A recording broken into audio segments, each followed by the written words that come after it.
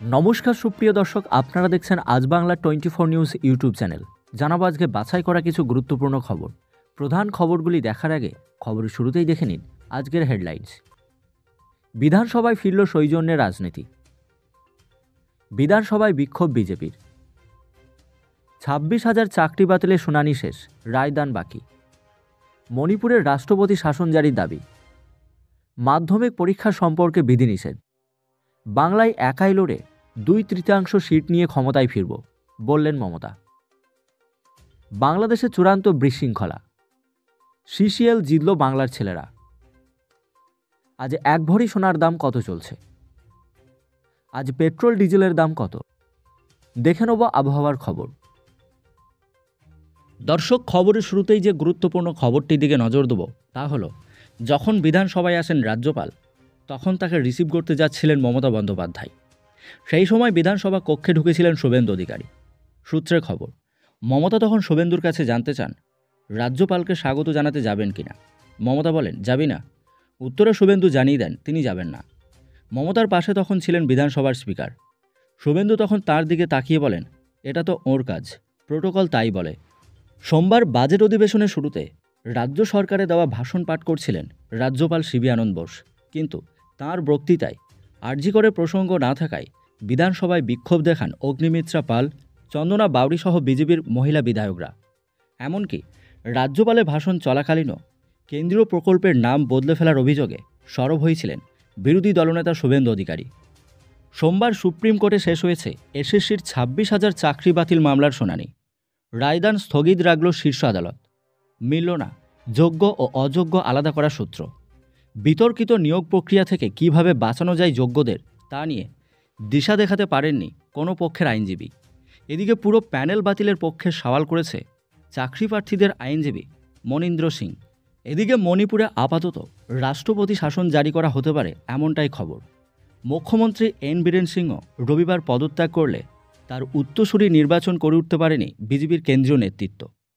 বিধানসভার স্পিকার পরবর্তী মুখ্যমন্ত্রী হিসাবে আলোচনায় থাকলেও জাতিদাঙ্গায় বিধ্বস্ত রাজ্যটিতে নেতা বাছতে তাড়াহুড়ো করতে চায় না বিজেপির শীর্ষ নেতৃত্ব।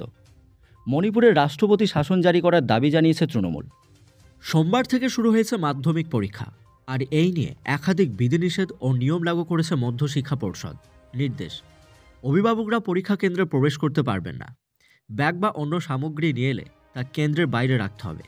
একা আসা পরীক্ষার্থীদের জন্য ক্লকরুমে ব্যবস্থা করা হয়েছে, সেখানে ব্যাগ রাখা যাবে। অ্যাডমিট কার্ড ছাড়া স্বচ্ছ কিছুতে পেন, স্বচ্ছ জলের বোতল, স্বচ্ছ রাইটিং বোর্ড আনতে হবে, এমনটাই বলেছেন তারা। আগামী বছর বাংলায় বিধানসভা নির্বাচন, আর ওই ভোটেও বাংলায় ফের উঠবে সবুজ ঝড়। 2/3 বেশি আসন নিয়ে আবারও ক্ষমতায় ফিরবে তৃণমূল। সোমবার বিধানসভায় তৃণমূলের পরিষদীয় দলের বৈঠকে সাফ জানিয়ে দিয়েছে সুপ্রিমো মমতা বন্দ্যোপাধ্যায়। এদিনের বৈঠকে উপস্থিত ছিলেন দলের প্রত্যেক বিধায়ক। মমতা বলেন, দিল্লিতে কংগ্রেস আপকে সাহায্য করেনি, আবার হরিয়ানাতে আপ কংগ্রেসকে সাহায্য করেনি। তাই 2 জায়গায় বিজেপি জিতে গিয়েছে। সবাইকে একসঙ্গে থাকতে হবে। তবে বাংলায় কংগ্রেসের কিছুই নেই, আমরা একাই লড়ব। আমরা একাই যথেষ্ট। 2/3 বেশি আসন পাব। আমরা চতুর্থবার সরকার গড়ব। দলীয় বিধায়কদের সতর্ক করে দিয়েছেন তিনি। বলেছেন, বিজেপি ভোটে জেতার জন্য ভিন রাজ্যে ভোটারদের ভোটার তালিকায় নাম তুলে দেবে, সতর্ক হন। বলে রাখা ভালো, 27 বছর পর দিল্লির মসনদে বিজেপি। পদচ্যুত হয়েছে অরবিন্দ কেজরিওয়াল। রাজধানীতে জয়ের পর সুকান্ত শুভেন্দুর মতো রাজ্যের বিজেপির বহু নেতাই দাবি করছে যে 26-এ নাকি বাংলায় ক্ষমতায় আসছে বিজেপি। মুখ থুবড়ে পড়বে ঘাসফুল। তবে ওয়াকিবহলের মতে বিজেপির পক্ষে বাংলা জয় করা এতটা সহজ নয়, কারণ বঙ্গে পদ্ম শিবিরে রয়েছে অনেক ফাঁক ফোকর। একে তো গোষ্ঠী কন্দলে জর্জরিত গেরুয়া শিবির, তার উপরে আবার সংগঠনে এখনও পর্যন্ত যোগ্য নেতৃত্বে যথেষ্ট অভাব রয়েছে। তাই বাংলায় জয় অসম্ভব। এই পরিস্থিতিতে আত্মবিশ্বাসী মমতা সাফ জানিয়ে দিয়েছে 26-এর বিধানসভা নির্বাচনে 2/3 বেশি আসন নিয়ে আবারও ক্ষমতায় ফিরবে শাসক দল। বাংলাদেশে শান্তি ফিরিয়ে আনার জন্য মোহাম্মদ ইউনূস সরকার অপারেশন ডেভিল্যান্ড শুরু করেছে। তবে সে দেশের একাংশের দাবি, অন্তর্বর্তী সরকার শেখ হাসিনার দল আওয়ামী লীগের সমর্থকদের সর্বনাশ করার জন্যই এই অভিযান চালাচ্ছে। গত 4 দিনে বাংলাদেশে 1300 জনকে গ্রেপ্তার করা হয়েছে। 24টি জেলায় শেখ হাসিনার দলের সিনিয়র নেতাদের বাড়িঘর পুড়িয়ে দেওয়া হয়েছে বলে অভিযোগ। দুই দলের সমর্থকরা সংঘর্ষে জড়িয়ে পড়েছে এমনটাও খবর। সেলিব্রিটি ক্রিকেট লিগে সোনু সুদের পাঞ্জাবকে হারিয়ে দিল বাংলা। যিশু সেনগুপ্তের অধিনায়কত্বে টান টান ম্যাচ বের করে আনতে সক্ষম হয়েছে বেঙ্গল চ্যাম্পিয়ন। এর আগে চেন্নাইয়ের বিরুদ্ধে ম্যাচও জয় পেয়েছিল অভিনেতা যিশু সেনগুপ্তের টিম। তবে এদিনের ম্যাচের সবচেয়ে সুন্দর মোমেন্ট হলো সেরা ব্যাটসম্যান ট্রফি পেয়েছে রাহুল মজুমদার। আর একরত্তি মেয়েকে নিয়ে সেই ট্রফি নিয়েছেন রাহুল। মাঠে ছিলেন দর্শনা বণিক, তৃণা সাহারা। আজ আরও বেড়ে গেল হলুদ ধাতুর দাম। গত কয়েকদিন ধরে হুহু করে বেড়েই চলেছে দাম। সম্প্রতি ৮০,০০০ টাকা বেশি হয়ে গিয়েছে সোনা। তবে যেভাবে সোনার দাম বেড়েছে প্রতিদিনে, তাতে আগামী দিনে সোনা কেনা প্রায় অসম্ভব হয়ে যাবে। এদিন সোনার দাম বৃদ্ধি পেয়েছে, প্রায় ১ ভরি কিনতে বেশ অনেক টাকা খরচ হবে। বেড়েই চলেছে সোনার দাম। মূল্যবান এই ধাতু আরও দামি হতে চলেছে, তাতে বেশ চিন্তায় রয়েছে সাধারণ মানুষ। বর্তমানে যা দাম হয়েছে তাতে সাধারণ মানুষের নাগালের বাইরে চলে যাচ্ছে এই হলুদ ধাতু। মার্কেট বিশেষজ্ঞদের মতে ২০২৫-এ বিপুল দাম বাড়তে চলেছে সোনার। ইতিমধ্যেই ফের শুরু হয়ে গিয়েছে বিয়ের মরশুম, আর এর জেরে স্বাভাবিকভাবেই সোনার চাহিদা থাকবে তুঙ্গে। বিশেষজ্ঞরা বলছে আগামী কয়েক মাসে সোনার চাহিদা বাড়তে চলেছে। সোনার দাম ব্যাপকভাবে বাড়বে। আজ ২৪ ক্যারেটের ১ গ্রাম সোনার দাম ৮,৫০৬ টাকা। ২২ ক্যারেট কিনতে গেলে ১ গ্রাম সোনার দাম ৮,০৮০ টাকা। ২২ ক্যারেট বেচতে গেলে ১ গ্রাম সোনার দাম ৭,৭৪০ টাকা। ১৮ ক্যারেট কিনতে গেলে ১ গ্রাম সোনার দাম ৬,৬৩৫ টাকা। আজ ১ কেজির উপর দাম ৯৫,৪৮২ টাকা। গতকাল সোনার দাম ছিল ২২ ক্যারেটের ৮,০৮০ টাকা। ১৮ ক্যারেটের দাম ছিল ৬,৬৩৫ টাকা। ১ কেজির উপর দাম ছিল ৯৫,৪৮২ টাকা। সোনা ও রূপো কেনার সময়ে যে দামগুলি আমরা উল্লেখ করলাম তার সঙ্গে ৩% জিএসটি যুক্ত হবে। গত কয়েক বছরে যেভাবে হুহু করে বেড়ে চলেছে সোনালী ধাতুর দাম, তাতে অনেকেই চিন্তায় পড়েছে। ভারতে পেট্রোল এবং ডিজেলের দাম প্রতিদিন সকাল ৬টায় আপডেট করা হয়, যা আন্তর্জাতিক বাজারে ওঠানামার প্রতিফলন ঘটায়।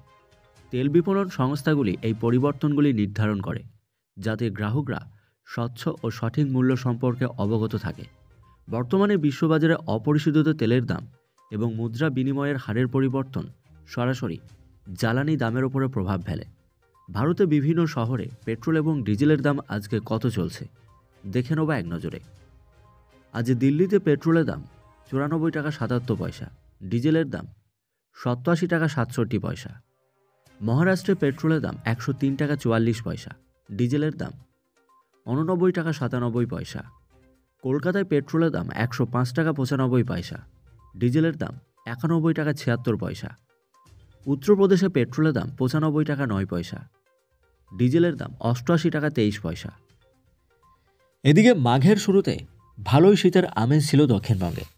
তবে এবার টাটা বাই বাই হতে চলেছে শীত।